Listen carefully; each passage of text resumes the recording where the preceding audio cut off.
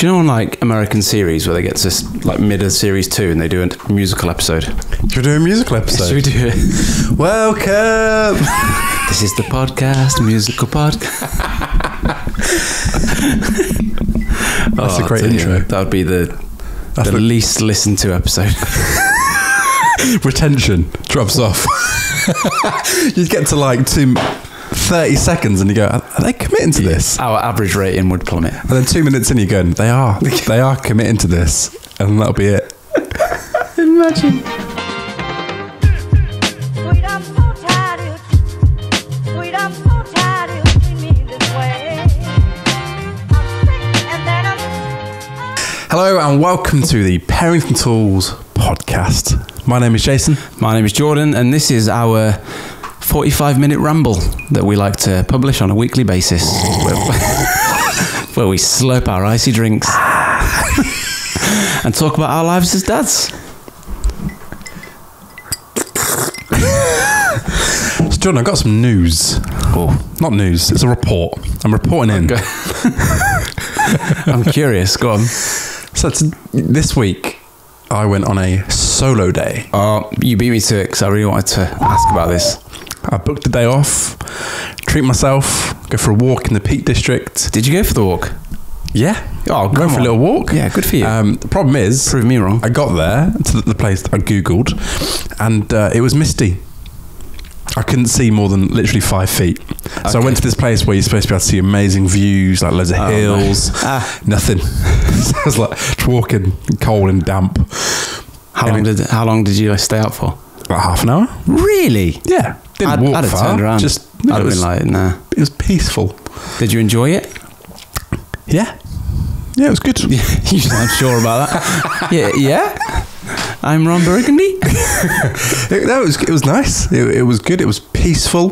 Then I went to Manchester. See, yeah, you mentioned this to see Oppenheimer. Yeah. In the old school.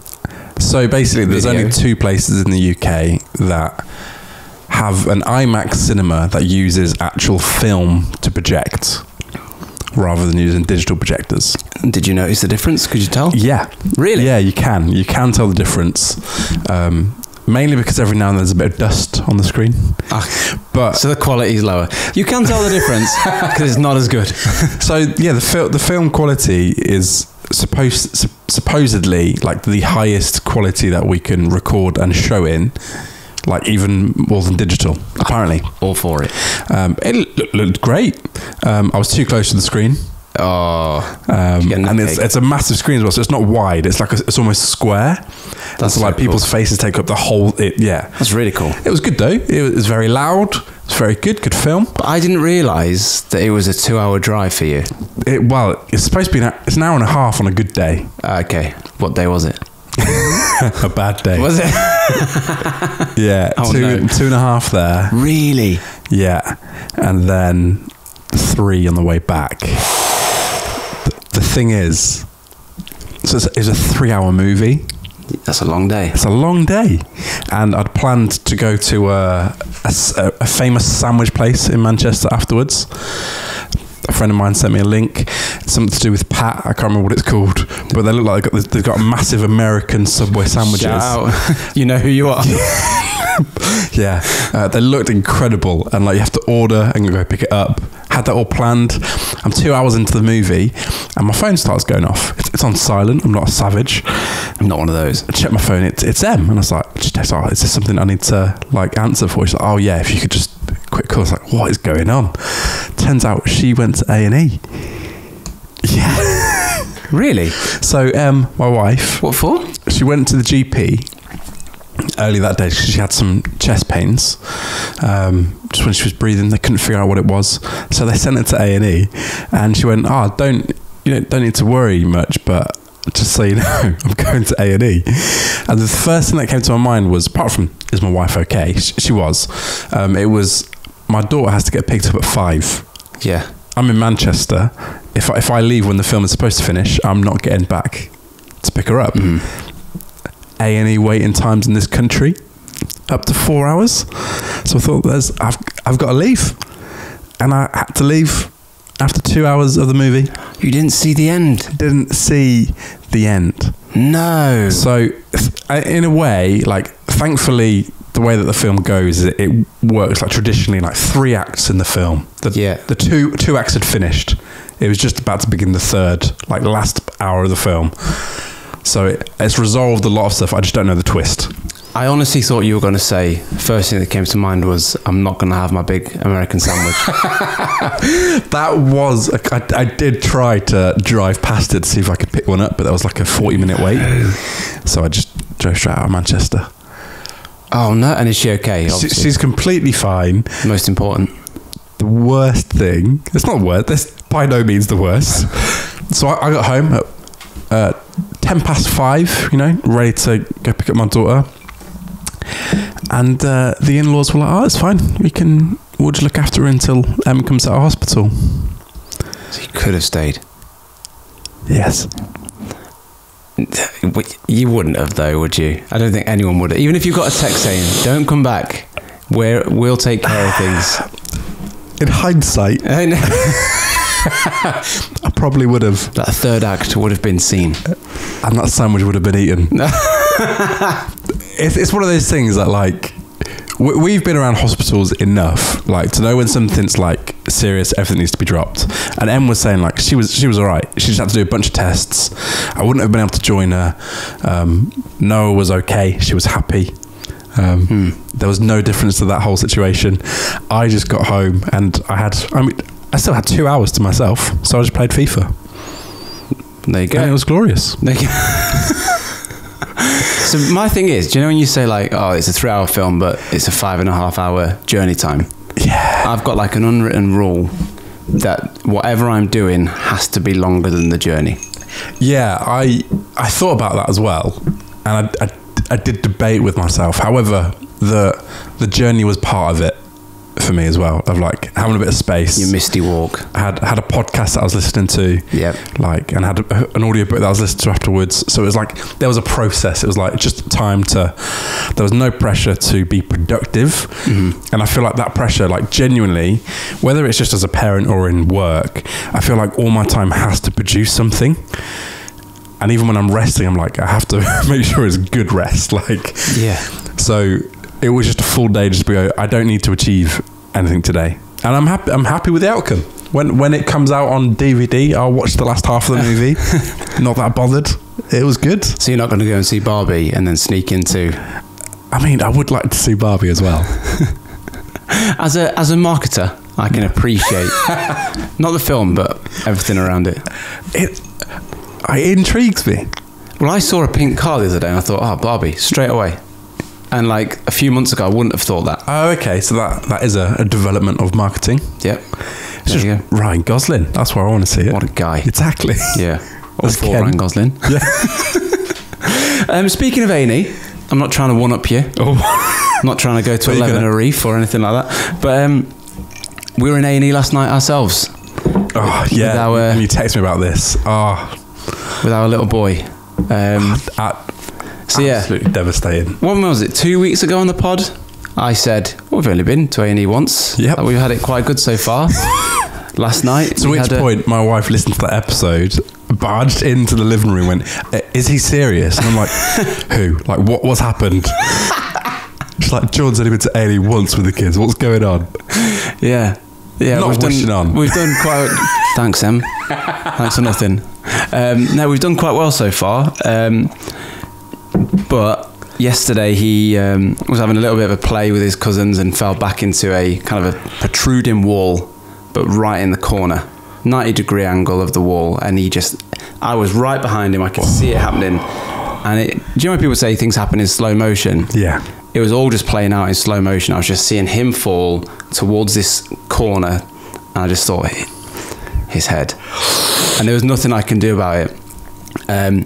So he hit his head against the wall, immediately cried. It's obviously a good thing when it's a head injury. Yeah. You know, if people say if it's silent, that's when you want to worry. So he immediately cried, came to me. I stood him up, turned him around to look at his head, and all of a sudden, blood just started pouring. There was no blood until then. It was like a delayed thing of blood. So I quickly picked him up, took him to the kitchen sink, and I just couldn't see because there was so much blood. Couldn't see where it was coming from. My dad said, "I think I've seen it. It looks quite bad. You should probably go to A&E." So yeah, went to A&E. He was really upset, more about like the whole thing happening than the pain. I think. Yeah. I think he was just sad about the situation. So yeah, went to A&E. We were there for 4 hours. Got a bit of glue on the head, which, you know, it's just a bit like, it took a minute to do. Yeah. And I sat there for, 3.5 hours, and we'd already seen a nurse. Yeah. And I just thought, why didn't the first nurse I know there's procedure, I know there's policy, but I just thought, oh man, this was so quick to do. Like, she probably would have known that's what it needed. Well, I knew that's what it needed. I'm no medical expert. I know they want to do checks like concussion and all that kind of stuff, but it was very quick. But I think the worst thing was, so he'd fallen asleep. It was getting quite late. He fell asleep at probably about 9:30. We were seeing it about 10:45. And as they were cleaning it, it was stinging him. So he was crying quite a lot. And I was holding him. And I just had to hold him, still had to kind of like restrain him. Yeah. And I just thought, I'm an accomplice. He was going, stop it. He's going, mummy. And I'm there just like holding him still for the nurse to clean him up and glue him. But yeah, just really, really not nice. There is nothing like that moment of having to like restrain your child so they can get medical treatment, which is the best thing they need. Yeah. But you know it's causing them pain. It's horrible. And I always used to worry that my daughter would hold it against me in a weird way. Because like you feel like the accomplice, and it's like they don't remember lots of it, but it was like that was always a thing of like, I don't want to be seen to be part of the problem. Yeah. But yeah, no, he was fine. Is he all right now? Yeah, he was fine. He was fine the whole time, really, which was obviously good. He's himself. And then today I came home, he was like diving off the sofa. we are both like really kind of. Are you on edge? Well, I'm a pretty chilled out parent, but even like, I don't know, if he like, you hear a bang and you hear him crying, you think, oh, what's he done now? Yeah. Kind of thing. Because he's a million miles an hour, and he's always bashing his like elbows off the door for it, because he just runs in. And so today he's crying. I was thinking, what's he done? Like normally I'm like, oh, what's he done? But now I'm like, what's he done? My wife is completely on edge. Poor Leanne, like she is stressed every time he moves. Stressful, isn't it? What was hard though was it was quite late. We're pretty strict with his bedtime routine, and he was like not making sense in the hospital. And I'm thinking, is it the head injury? Or is it delirious? Is it the tiredness? And I'm just trying to think, like, it's 9 o'clock. You're normally been in bed at least an hour and a half asleep at like, I'm thinking, what? Are you concussed or are you tired? Like, but no, he's fine, bless him. And it's that whole thing of there is literally nothing worse than seeing your child in pain or discomfort. Yeah. Completely. Because there's nothing like you said, I think you said to me off the podcast, if you'd have just glued it back together if you'd known that's all it needed. Yeah. And it's like there's nothing quite being at like the mercy of somebody else for your child. Yeah. And that's a really weird like position to be in, because you want to just do whatever's best for your kid as soon as possible. Yeah. But most of the time you're sat in a room for like hours. Yeah. Do you know, like in the old shops where you take a ticket number and they'd read out your ticket, or like McDonald's when you're waiting? That's kind of like A&E. You're waiting for your name to be called, and you're looking at other people like, right, they were in before us. Yep. And we were about 25 minutes after them, and they've been called now. And then someone else comes in like with an eye missing or something, and they go before you, and you think, oh. Do they have a screen where it tells you like average wait times? No, we just kind of, it's a lot of guesswork. And then you like someone else comes in, you think, oh, they're a bit younger, so they might be. You just try to like figure out when you're going to go. System. Yeah. So she comes out, she goes, Luca, and we're like, oh, we're up. So we go in, and she says, so tell me what's happened, because we've had a bit of a bump on the head. And she went, hang on a second, just need to check I've got the right Luca. And anyway, she comes back, she goes, I've got the wrong Luca. No. I'm thinking, oh, come on. So like, we're back in the waiting room now. Like, dear me, what are the chances? Oh no, I don't know. Did we talk about it last episode? But we talked about that when kids go to like A&E, they suddenly a lot of them just seem better. Yeah. We had an explanation that it's due to adrenaline. That when they enter a new place, all the adrenaline kicks in. They just seem completely like a new child. Makes sense. And that happens to us all the time when like Noah's ill. We'll take her to A&E as soon as we get there. She's like people, and like just suddenly awake or alive. Yeah. And when she's not, it's like, okay, this might be serious, or she might just be tired. Yeah. But did you have to like find out ways to entertain him? So he was very subdued, and this comes back to the whole tired or... Yeah. And I was saying that to the doctor. She goes, is he acting normally? I'm like, well, he's a bit more subdued than he usually would be, but it is late for him. So yeah, we just had our phones, and like we don't normally use screen as a kind of pacifier, but we did. Well, bless him, like his head is cracked open. And I know I've addressed that term before, but it was quite bad. It was, yeah, bless him. You sent me a photo. It was yeah, it was pretty bad. Yeah. So so we used the phone quite a bit. We watched Andy's Dinosaurs Adventures. I've never heard of that. Oh, I'll tell you, I actually messaged Andy off of Andy's Dinosaurs Adventures just to say thank you for the show and what it did to help us out last shout night. Andy. Yeah, like honestly, genuinely, really grateful. And then eventually he just went, I'm getting a bit tired. I said, well, we should put it away and you can close your eyes. He went, yeah. And he turned in and cuddled into me and fell asleep, which hasn't happened for a long time. And so like I was a little bit like, this is a nice moment considering. But yeah, he's fine. Bless him. Oh, so we told Noah, was it today? Yeah, today we told Noah about Luca. I told Noah about Luca. And as I was about to leave today, I was like, oh no, I'm going to Jordan. Is there anything you want to say to Jordan and Leanne or to Luca and Mila? And she said two things. The first one, she went, say, hello, my name is Noah. Smash it, yeah. To which point Em went, they know that. Come on. Yeah. Get to good stuff. And then she went, can I pray for Luca? Oh, bless her. I was like, oh, of course you can. Oh. And like, this is really bizarre. So in our house, before bedtime, we have a little family prayer. Yeah. And then that's the cue for either me or Em to leave while the other person like reads a story and does bedtime. Yeah. And like a few weeks ago, she started doing this thing where I go, right, so we have like all this dancing time. The prayer time is like the point of, right, we're now going to bed. Yeah. And so I go, right, now it's time to pray. And she goes, I don't want to pray. I'll just go straight to bed. It's like, what? Why not? Why do you want to pray? She's like, I don't want to pray to Jesus or God. I was like, okay. And like, obviously from standing back, she just want to go to bed. Yeah. But at the back of my mind, I'm going, am I being too forceful with my dogma? Like, am I trying to like force this dogma? thing? Yeah. Do you know what I mean? And like, obviously, like as a parent, your job is to raise your kids in the way that you know. And like, we pray in our house, like when we're worried about something or when someone's ill. Yeah.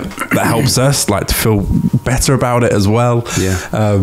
And like, I was just having all these like over analyzing everything in my parenting thing, and the prayer was one of it. And then tonight when she said that, I was like, oh, she understands why we do it. Yeah. Oh, that's lovely. And it was just really sweet. And my wife sent me a little voice note just saying, she doesn't know what she said for about 2 minutes, but Noah prayed for Luca and then just went, good night. Went to bed by herself. We've had that before where we have a really long prayer which ends in the end. Sometimes Noah she'll start praying about something, and like it's really cute. She's got a little list of people that she prays for, and then she'll just go on to talking about her day. Yeah. And then she's going to making up stories. Yeah. It's like, okay then. Yeah, we've had that as well. We go, right, should we say prayers? And that's the sign of it's bedtime. Yeah. Nope. Yeah. Like, just kind of run off. So yeah, all is well, and that's lovely. Thank you, Noah. Oh, please do pass on. It's very cute. We've had a comment, and I think it's an insult. Oh no! Directed at you. Oh no! I don't know if my skin's thick enough. But it's probably the nicest insult I've ever seen. Do I need to brace myself? No. So it's on the video where we're talking about Plum and how we're using it, which I'll come on to in a second. And someone has put, genuinely, shut the F up. But they've just spelled F. Okay. So already it's quite polite. Genuinely, shut the F up with that enthusiastic face. What do I do? It's my face. How lovely is that? Do you know, if someone came up to me and went, do you know what, you've got a really... So are they just mad at me because I'm enthusiastic? I don't know. But it's, do you know what? As far as insults go, they've done a really bad job. But like, it's the nicest insult I've ever seen. To me, that sounds like your face just communicates joy. Yeah, you look so hopeful. So yeah, thank you to 94 Beats. 94 Beats for that. This one's for you. Well, I'm thanking it. I don't know if you are, but it made me giggle. My question to them is, are you all right? I know. Oh, that's good. That's all right. You can send your insults this way. Especially if they're that nice. If they're like that, yeah. Yeah. That's not a cue for you to make it worse. No, please don't. So yeah, sorry about that, but yeah, it just made me giggle. And we've also had some other comments, haven't we, about purchases that made us feel old. Do you remember this question came in? So this is what's the one thing that you bought where you realised you are now old? Yeah. So we've had a few come in. I'll start with the first one because it came from my mother-in-law, Helen. And she said, washing powder. I mean, that's a pretty adult purchase. You never have to buy washing powder. Do you still go for powder or do you go for little pods? Little pods. Yeah. Yeah. Although We're a pod house. One time I was sorting out the washing and I needed both hands, so I just popped the pod like in my mouth. Do you know when you hold something in your mouth just to like free it? Yeah. Anyway, they dissolve, don't they, with moisture? Yeah. So after a while, it started to stick to my lip, and I'm like peeling this pod off, and it's like that was a really dangerous trend at one point in America. A trend? Yeah, like when Vine was a thing. Do you remember Vine? Yeah, yeah. People were eating like they're called Tide Pods. No way. So it's like our Ariel or other brand. Shout out to the American listeners, but you lot. Oh, that's a good idea. You look crazy. So yeah, my mother-in-law said washing powder and buying my own food and then realising I have to cook it. Do you know what? That's a realisation that I face every week. In fact, every day. Yeah. Of when it comes to the dinner time, I just wish the food was already cooked. Yeah. I've said this before. When I was at uni, I'd come back with my washing. Yeah. But what my mum started to do was do an online shop and order it to my uni house. So the shopping would arrive and the first thing I'd eat was the cereal. Because I couldn't really cook anything. So yeah, thank you for that, Helen. I've got this isn't on the list, but I've got a purchase. I'm contemplating a purchase. Never before have I had to contemplate buying, and this is for me, hair dye. I'm going grey. Really? I've got the grades. 50 shade. Oh, low hanging fruit. There's more than 50 grades in the hair, so I need to check my eyebrows now. That's reminded me. But like never before have I had to even consider. I mean, I'm not going to, but are you going to Schofield? Oh, I hope not. Oh, no. But you know what I mean? Go grey. Yeah, just silver fox. Oh, yeah, until it all falls out, and then I'll just be bold. Unless we go to Turkey, a little, mate, I'll be on the plane with you. Yeah, but like, I'd only considered it of going, I made the connection in my head. Oh, I know they sell hair dye for men to combat greys, and that's just that realization hit, and I was like, oh man, I am old. I have got a family member that I will not out that dyes their beard. Oh, apparently, even if you've got a lighter beard, dyeing it works anyway. It's a good thing to do. It's a blonde beard that this valid point family member has. Oh well, or do they? No. So yeah, they dye their beard. I've a friend of mine suggested that I dye mine because it was slightly ginger. Well, not because they're anything against ginger, but it just makes it stand out more. You should mascara it. A bit of mascara. Seems like a lot of effort. I did it once in lockdown. Really? For a bit of a laugh. And does it work? No. You look ridiculous. You look like you're playing a disciple in an onstage production of the New Testament. It's like, you know how women get their eyebrows drawn on? Yes. Get your beard drawn on. People have started to do that now, haven't they? Have they really? Like beard tattoos and beard transplants, and they look ridiculous. I know this sounds bad, but it's all just too much effort. I probably would entertain some of those things if I just felt like I had more time. Oh, it's rich people, isn't it, that have got time and rich money. People and most people don't have kids. Yeah, well. You've got 20 minutes to sort your beard out. That's a luxury I don't have. I was talking to someone the other day that's got a moustache, and I said, "Do you know what? I love the thought of doing Movember." And people have said to me, "Oh, are you doing Movember?" I'm like, "No." And it's not because I hate charity. I just can't. I can't either. Let's do it. If I started now, I wouldn't be able to do Movember. I get like really wispy. So, yeah, we should do Movember. even if you don't watch this on YouTube and you only ever listen to us, you probably know that my facial hair game is very weak from the way that I speak. So this next purchase, is this a person or is this a thing they've bought? You're going to have to go for it. Prince of Armageddon. I'll shout out. Is that a person? It's been a while since we've heard from him. Wow, Your Majesty, hello. Renovating my house from a crack den to a home made me feel like a proper adult. I mean, that'll do it. That'll do it. That'll do it. No, nothing makes you grow up like renovating a crack den. I have some questions for the prince. Was it a crack den before you bought it? Was it a phase? Or was it a phase? She just kind of had a look and thought, you know what? I've worked really hard on this crack den, but it's time.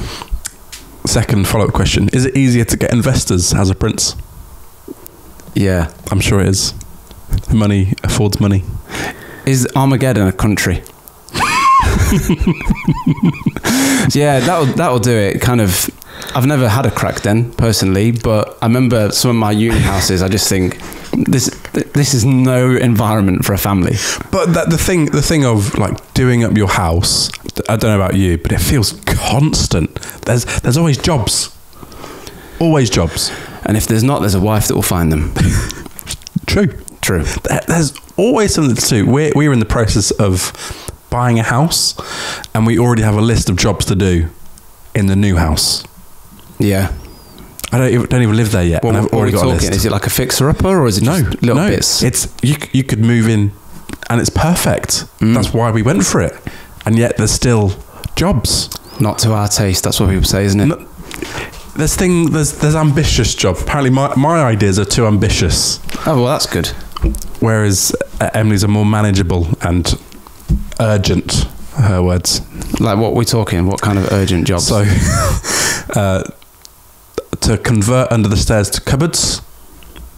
That's not that urgent. Apparently it's urgent. And apparently moving a radiator is too future-minded. You can buy cupboards. You can buy cupboards. Yeah, but it's or wardrobes. It's the space. I see the logic. It's the space underneath the cupboards. Yeah. But still. Yeah. Doesn't seem urgent to me. I'm going to side with you. Yeah. Apparently it's not urgent to build a pod studio in the garden. That is urgent. I'd suggest so as well. Although I'll see Emily and she'll convince me within 30 seconds that it is urgent. Yeah. I'll go, it is not urgent. She'll tell me why it is urgent. I'll go, do you know what, you're right. And it's happening. There will be cupboards underneath the stairs, but the jobs are endless. The next purchase comes from Amber Car Insurance. I don't mean to whine. I mean, I do. Why is car insurance getting more expensive? It's supposed to decrease as you get older. It's not. Yeah. Mine's more expensive this year. And well, everything is, but are there more crashes these days? I don't know. The cost of everything's going up, isn't it? So it is.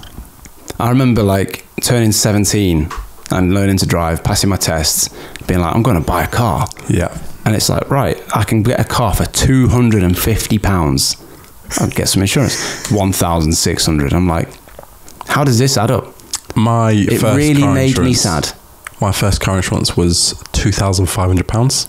Oh my life. For a Renault Clio, which I bought for £600 from the car auction. Thatcher's Britain, mate. I don't know how Thatcher relates to that, but everyone north of Junction 31 has just gone, yeah, absolutely. He's right. Any sort of insurance is an adult purchase, though. Yeah, you're not buying insurance as a 14-year-old, are you? No, well, no, that's true. I think legally it has to be an adult purchase.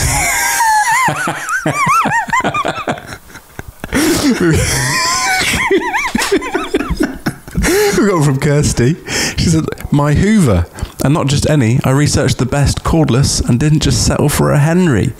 She's got a G-Tech Aram K9. First of all, Someone's doing what's the well. beef with Henry? Henry's a good Hoover. First thing I thought, Henry is a good Hoover. we'll have no Henry shade here. Of course, it's got a bag and a cable, but it does the job. It's old school. If you look at cleaners all around the country, Henry's the Hoover of choice. Does it with a smile on his face.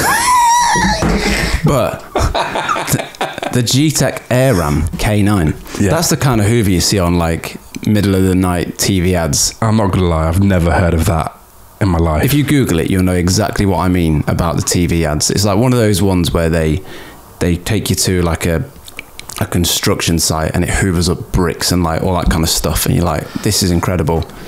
I have to this is not a paid ad for G-Tech AirRam. But it looks like a slick Hoover. Slick. It looks, And you know we're old because we're saying that about Hoovers. looks the business. It does. Here's something I want to treat myself with in the new house. A robot Hoover. A little Roomba. Yeah, all for that. Yeah, I want one of those. If you've got one, please let me know how highly you rate them. Because in my head, they sound amazing. Have you seen the clip of someone that just like sits their baby on it? Yeah. There you go. When baby 2 comes along, And you're then sorted. And then when we eventually hit the jackpot, we can get one from upstairs as well. 2 on the go. Yeah, nice. Or get yourself a G-Tech AirRam K9. Yeah, but you still have to do it yourself then. That's true, but you look cool doing it. So yeah, thank you, Kirsty, for that. That was a purchase I made. Yes, do you know when we left A&E, £5.50 for parking, At the hospital. which was reasonable. That is reasonable. For 4 hours. I've got a bit of a problem with this, like, and this is a very political statement to Oh, make. come on. I think But I'm ready to like- back it. That is the last thing people need. 100%. Come on. When it's like, being in hospital is one of the most stressful things. Let's get to the picket fences. Yeah. One of the most stressful things, and like we were there for a minor injury and it was stressful. It genuinely is like, and I don't mean to don't throw this around. It's classist. Classist. If you cannot afford £5.50 for parking, you're not going to be able to drive to the hospital. So it's going to take you longer to get there, which means you're putting health at risk because you can't afford it. And I know it's a lower rung than in other countries where you have to have insurance. Yep. Shout out to you other countries. Yeah, man. But like in the UK, it's supposed to be free healthcare. Like car parks, they are making loads of money from the car park. Yeah. Thankfully, like in COVID, they did all the parking for free.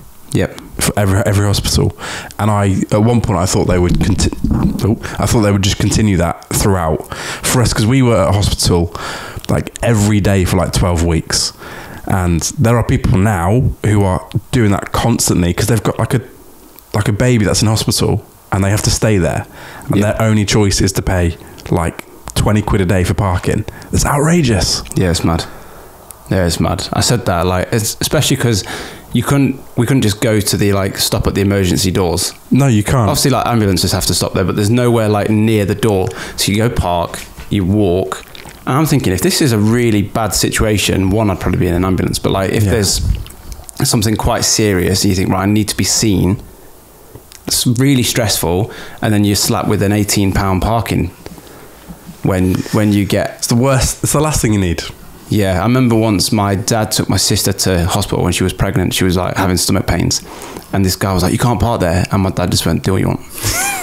It's like, that is the least of my worries right now. And that's the thing, because you do get to that point where it's like, whatever, I'll deal with the consequences, but I shouldn't have to.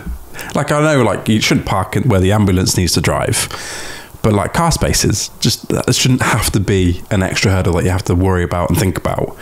Like for us, there's certain hospitals where Noah has certain appointments. She's got a team of doctors that are always wanting different appointments. When we go to this one particular place, I'm not going to out them, but we both have to book time off work to go because there is never any car spaces. So one does a drop off. So one does the drop off, and you just drive. You have to literally just drive around the hospital for 45 minutes. Yeah, it's one layer of stress people don't need.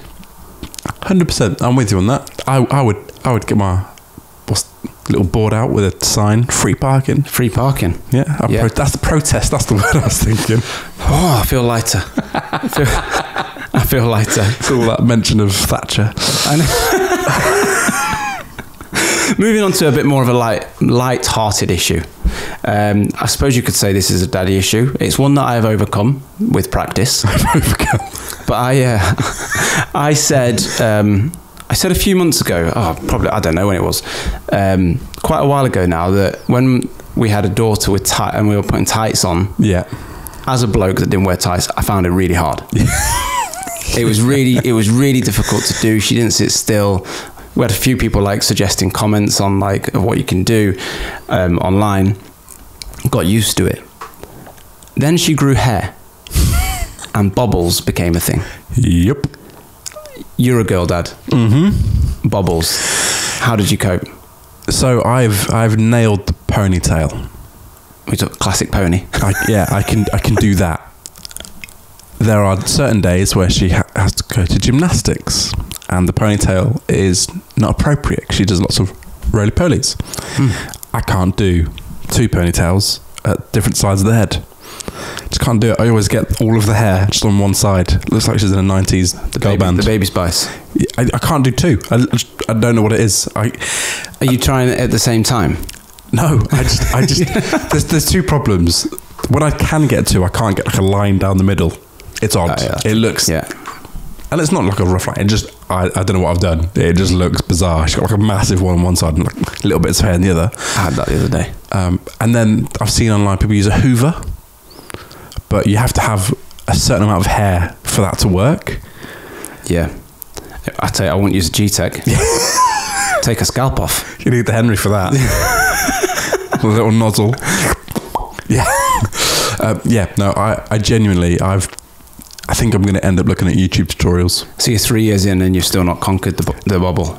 I can do ponytail, and I can fold the ponytail on itself to make it a bun. Yeah.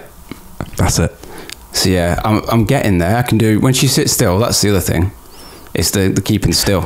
That's the hardest bit. And it's just as you're about to like seal the bubble that they run off at like the most critical point, and then like you try not to just hold it as they run off, and like you try to let go of them but hold on to the ponytail.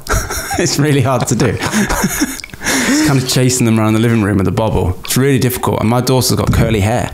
Yeah. So it's different every day. Yeah, and that's another one, like knots, dealing with knots, and I have to comb all the knots out. But like, so yes, no is 3, but until she was like 2, she was like almost bald. She barely had any hair for so long. And so we're only now getting to the hurdles of having to deal with this. But for a long time, I was so embarrassed when I was in charge of doing the hair and taking her to nursery. I'd drop her and go, I'm so sorry. I had this at church once.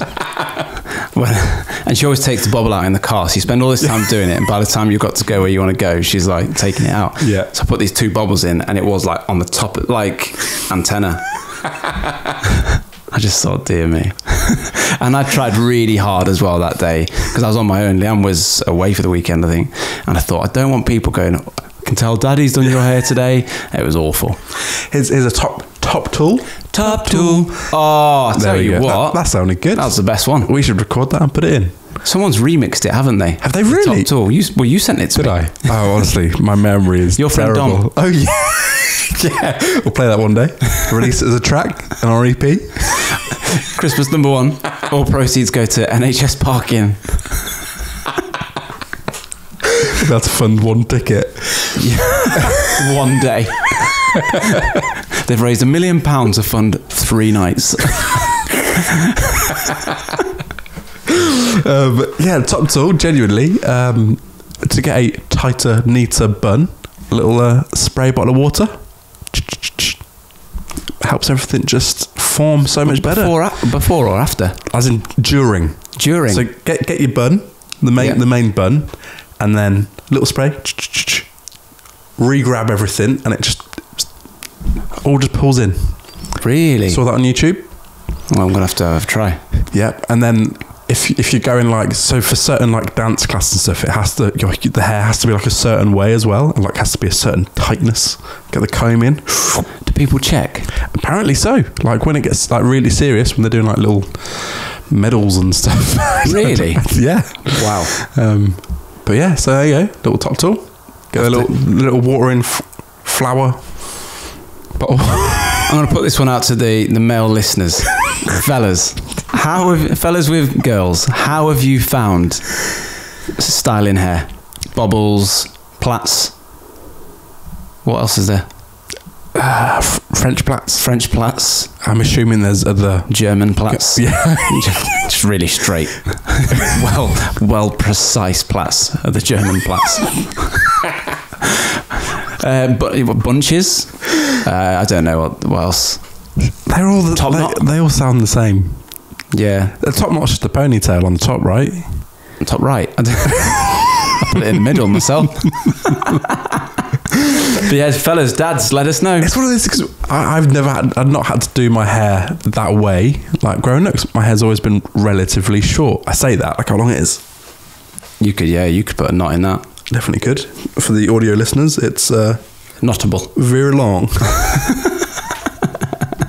Like Maui. Do you know when Maui just gets himself a little knot? I could definitely do a little top knot.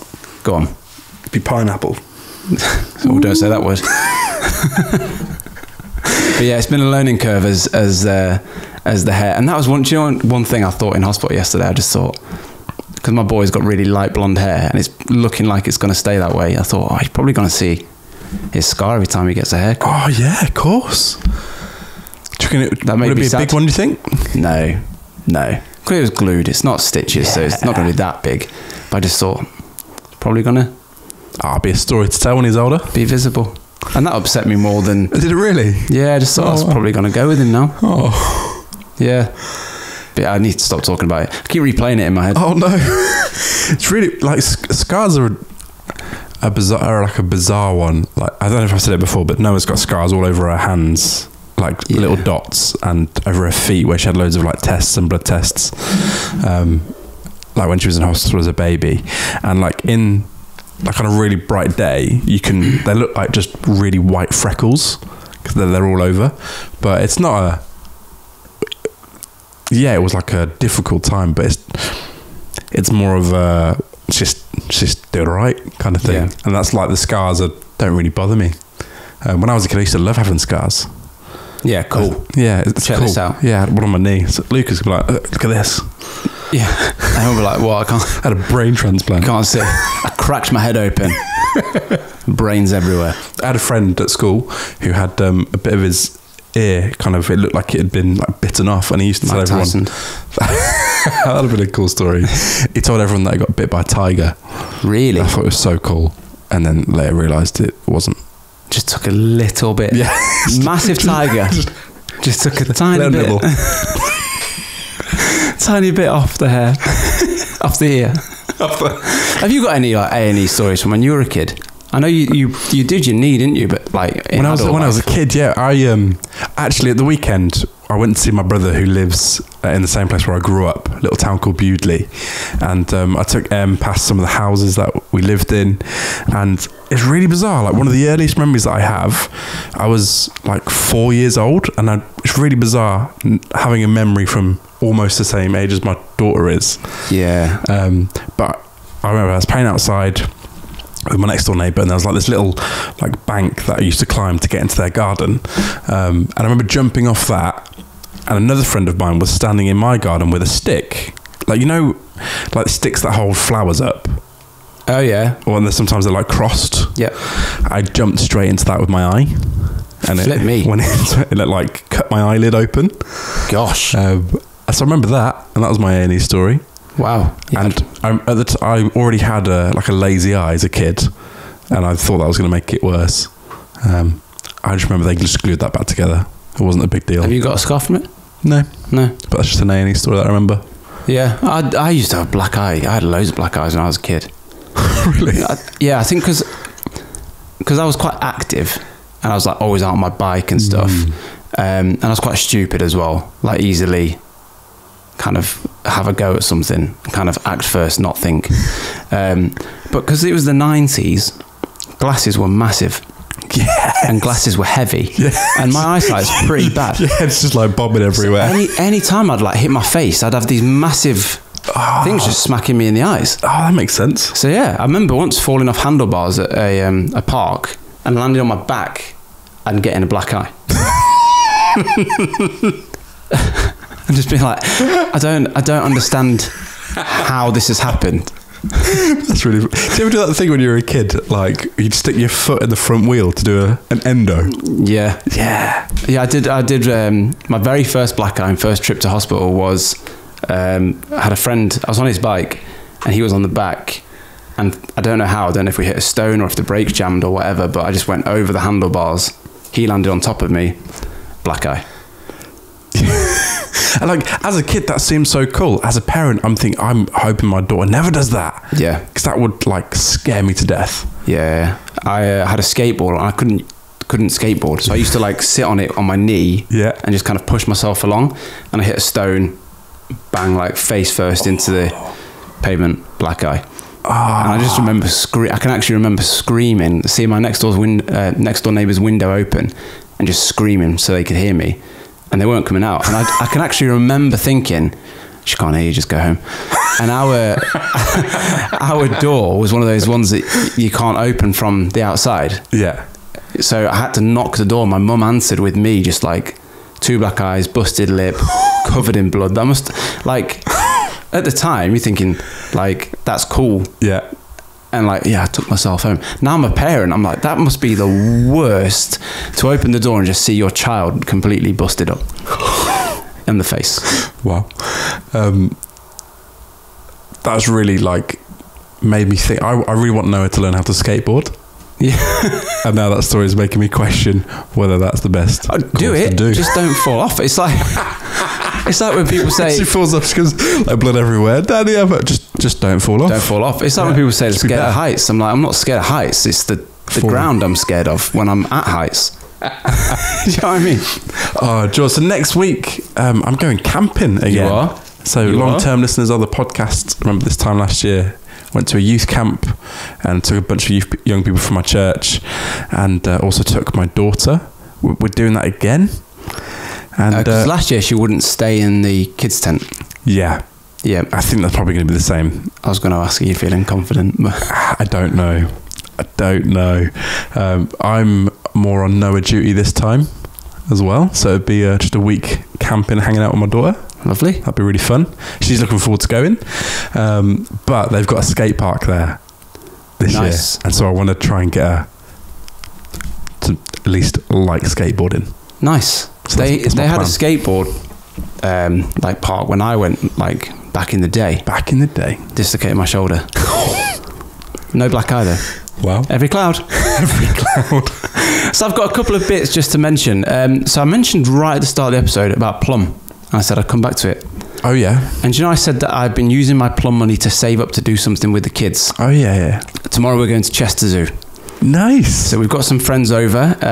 Our friends Johnny and Amber with the car insurance that we mentioned earlier on, are over from Ireland. So we're going to go meet them at Chester Zoo. But my Plum money has paid for us to go to Chester Zoo. Wow, that's quality. I know. I'm really chuffed with it. Oh, so for the listener that's not acquainted, Plum is an app which we partnered with. Yep. We endorse it because we use it and we think it's a good thing to use. Yeah. It automatically saves you some money if you set it up, and that's really cool. There we go. I'm saving mine up for a new computer part, but. And lastly, so cast your mind back to one of our very first episodes. We had Kelly on as a guest. Yes, we did. Kelly and his wife Jess are expecting their second child. Are they? So I want to say a big congratulations to them. Oh, amazing. I hope he's at the youth camp, Matt, next week. Yeah, I think he's going. I saw him yesterday and he asked if I was going, so I'm assuming. He's one of the genuinely the nicest people. Yeah. So yeah, massive congratulations to them. They're going to have 18 months between their babies.